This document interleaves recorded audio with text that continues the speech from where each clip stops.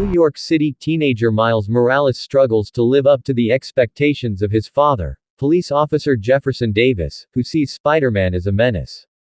Miles adjusts to boarding school, and visits his uncle Aaron Davis, who takes him to an abandoned subway station to paint graffiti.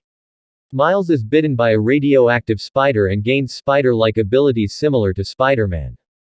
Returning to the station, Miles discovers a super collider built by Kingpin, who hopes to access parallel universes to bring back his dead wife and son, whose deaths he blames on Spider-Man.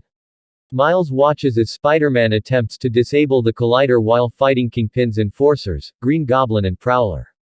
Spider-Man saves Miles, but Green Goblin shoves Spider-Man into the collider, causing an explosion that kills Green Goblin and severely wounds Spider-Man.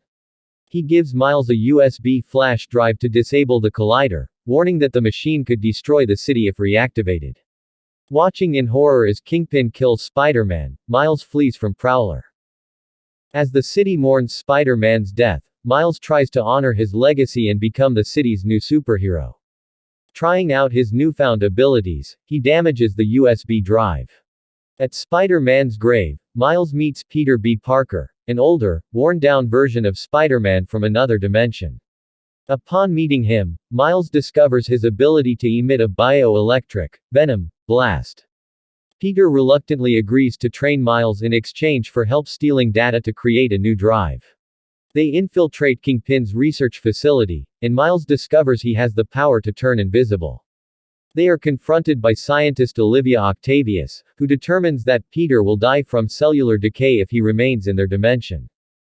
Chased through the laboratory and surrounding forest by Octavius, Miles and Peter are rescued by Gwen Stacy, a Spider-Woman from another dimension. They find Peter's aunt, May Parker, who is sheltering more spider people from other dimensions, Spider-Man Noir, Penny Parker, and Spider-Ham, who are also deteriorating. Miles offers to disable the collider so the others can return home, but they tell him he lacks experience. Distraught, Miles retreats to Aaron's home, where he discovers Aaron is Prowler.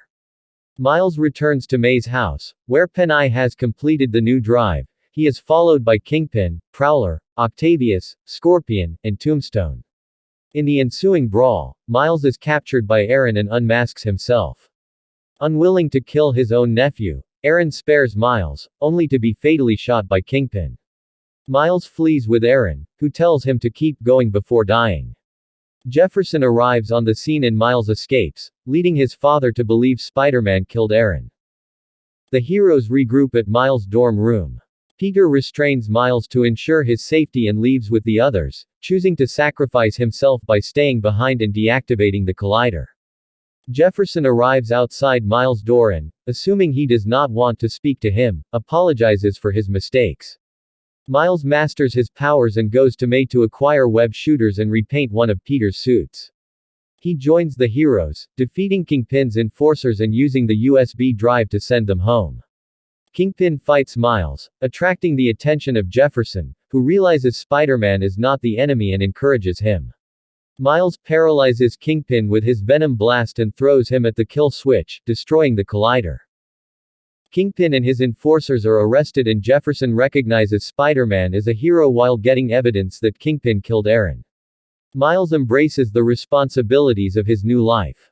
Back in their home dimensions, the heroes return to their lives. Peter prepares to fix his relationship with Mary Jane, and Gwen finds a way to contact Miles across dimensions.